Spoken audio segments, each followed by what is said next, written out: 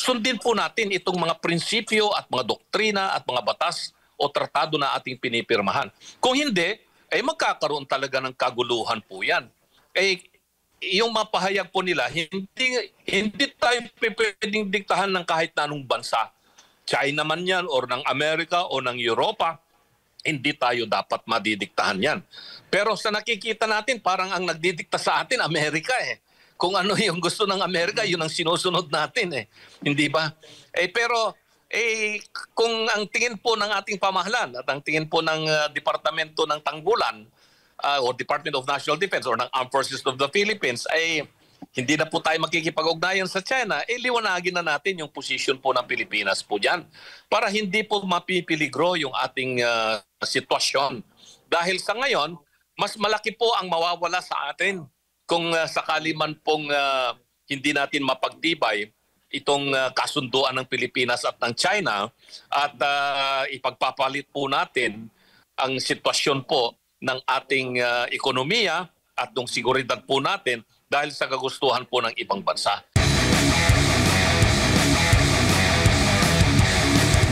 Recently, sinabi po ni Defense Secretary Gibo Teodoro sa China na hindi raw nila tayo pwedeng diktahan kung paano tayo makikipagtungo sa Taiwan.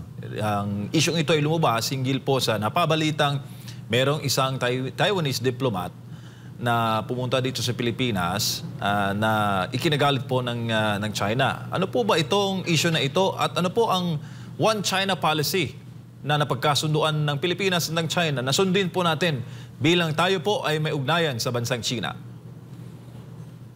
Maliwanag po kasi sa pinirmahan ng ating bansa nung naitayo yung diplomatic relations sa pamamagitan po ng bansang China at saka ng Pilipinas noong 1975 na iisa lamang po yung China na re-recognize natin at yan po yung People's Republic of China na nasa Beijing. Ang Taiwan kasi ay probinsya lamang po yan ng China. Nung mga nakaraang panahon, 1949, tumakbo po ang gobyerno ng Republic of China. Ito yung grupo ng Nationalist Chinese na pinamumunuan po ni General Chiang Kai-shek nung natalo na po sila sa Civil War sa China, ay nagkubli po sila dyan sa Taiwan. At nagkaroon ng kasunduan ang Amerika at ang People's Republic of China na hindi na nila gagambalain muna ang Taiwan at hindi na nila hahabulin si Chiang Kai-shek dyan sa Taiwan.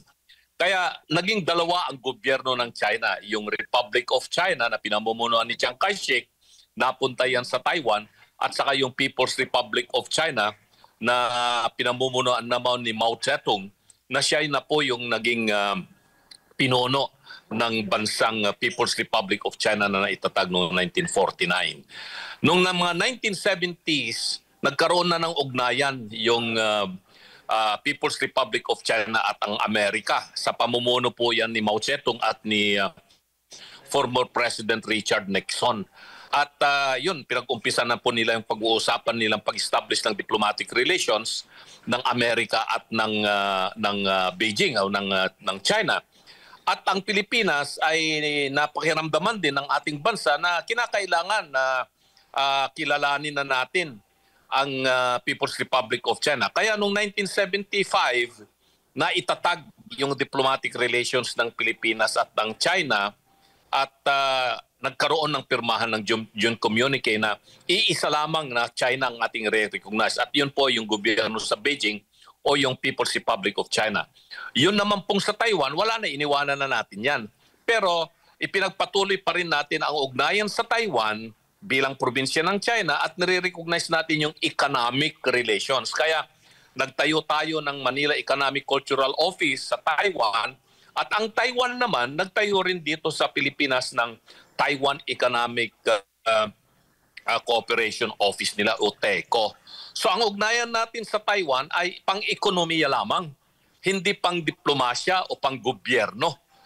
Kasi kung gagawin po natin yan, violation po yan ng One China policy. Violation po yan nung pinirmahan ng Pilipinas sa ugnayan sa Beijing o sa People's Republic of China. Kaya maliwanag na hindi dapat na ang Pilipinas ay kalingain nila o kaya bigyan nila ng napakataas na importansya ang mga opisyal ng Taiwan na matataas, lalong-lalo na yung mga may rangkong mga ministro o kaya yung mga sekretary o kaya na may rangkong presidente o kung ano man po yung rangko nila sa gobyerno sa Taiwan, pag bumisita po sila dito sa Pilipinas, ay hindi po sila dapat bigyan ng parang pagbibigay natin ng respeto sa mga totoong kinatawan ng China. Ang nangyayari kasi, para bang tayo ay nagiging sunod-sunuran doon sa mga sinasabi ng Amerika ngayon at dahil nga sa malawakan at matinding kompetensya ng Amerika at ng China ngayon, sila ang dalawang pinakamalakas na bansa sa buong mundo ngayon. Sa ekonomiya, halos pantay na po yan o baka nakakalamang na po ang China pag pinag-uusapan ang ekonomiya.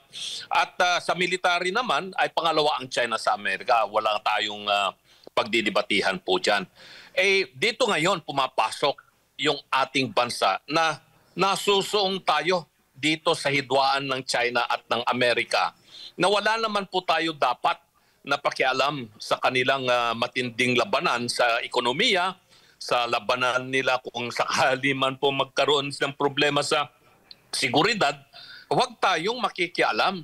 Pero kung yung mga pronouncement po ng kagawaran ng tanggulan o kaya Department of National Defense or ng Armed Forces, hindi po sila dapat na nagsasalita patungkol po dyan. Dapat po ang nagsasalita yung Department of Foreign Affairs po natin. At maliwanag naman yung sinabi ni Secretary Lazaro, si Secretary Tess Lazaro ng Department of Foreign Affairs, na hindi po yun opisyal na re-recognize ng ating pamahalaan yung pagbisita ng mataas na opisyal po ng Taiwan dito sa atin. At tama na po yun. Dapat doon na tumigil na. Hindi na po dapat pang magsalita ang iba pang opisyal ng pamahalaan tungkol po dyan sa masalimuot na relasyon ng Pilipinas sa China at yung masalimot ding relasyon ng Pilipinas ngayon sa Taiwan, dahil inuulit ko, ang relasyon natin sa Taiwan ay pang-ekonomiya lamang, pang-negosyo po lamang, pang-hanap buhay. Hindi po tayo pwedeng makipagrelasyon sa Taiwan sa pamamagitan po ng diplomasya o opisyal na relasyon ng gobyerno, dahil po yan mababayulit po natin yung One China policy. Opo, Attorney, binanggit po yung kadahilanan na di tayo pwedeng diktahan dahil meron tayong Philippine sovereignty, no? Pero nangangahulugan ba na itong salitang Philippine sovereignty ay hindi na natin igagalang yung mga international treaty na mismong Pilipinas ang pumirma, katuwang yung ating mga allied countries, Attorney?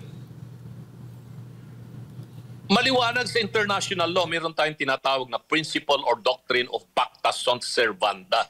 Itong doctrine of pacta sunt servanda, pag ikaw ay pumirma sa isang international agreement o kaya tratado, you have to observe your obligations in good faith.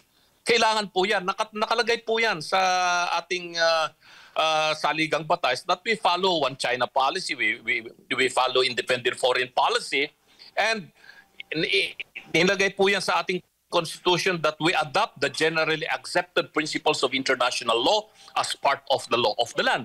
Yan po yung provision po ng Article 2. Kung hindi ako nagkakamali, Section 3 ng ating saligang batas, no? Na sundin po natin itong mga prinsipyo at mga doktrina at mga batas o tratado na ating pinipirmahan. Kung hindi, magkakaroon talaga ng kaguluhan po yan. Yung mapahayag po nila, hindi tayo pwedeng diktahan ng kahit na anong bansa. China man yan, or ng Amerika, o ng Europa, hindi tayo dapat madidiktahan yan. Pero sa nakikita natin, parang ang nagdidikta sa atin, Amerika eh. Kung ano yung gusto ng Amerika, yun ang sinusunod natin eh. Hindi ba? Pero kung ang tingin po ng ating pamahalaan at ang tingin po ng Departamento ng Tanggulan o Department of National Defense or ng Armed Forces of the Philippines ay hindi na po tayo makikipag-ugnayan sa China, liwanagin na natin yung position po ng Pilipinas po dyan para hindi po mapipiligro yung ating sitwasyon.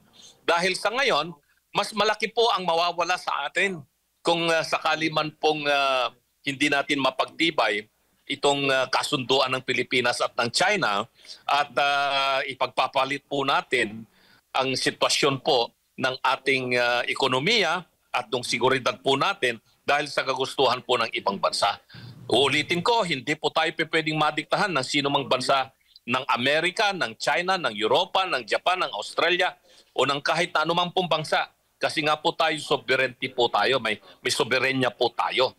Pero alalahanin po natin ang nakasaad sa ating saligang batas. We follow independent foreign policy. We adopt the generally accepted principles of international law as part of the law of the land.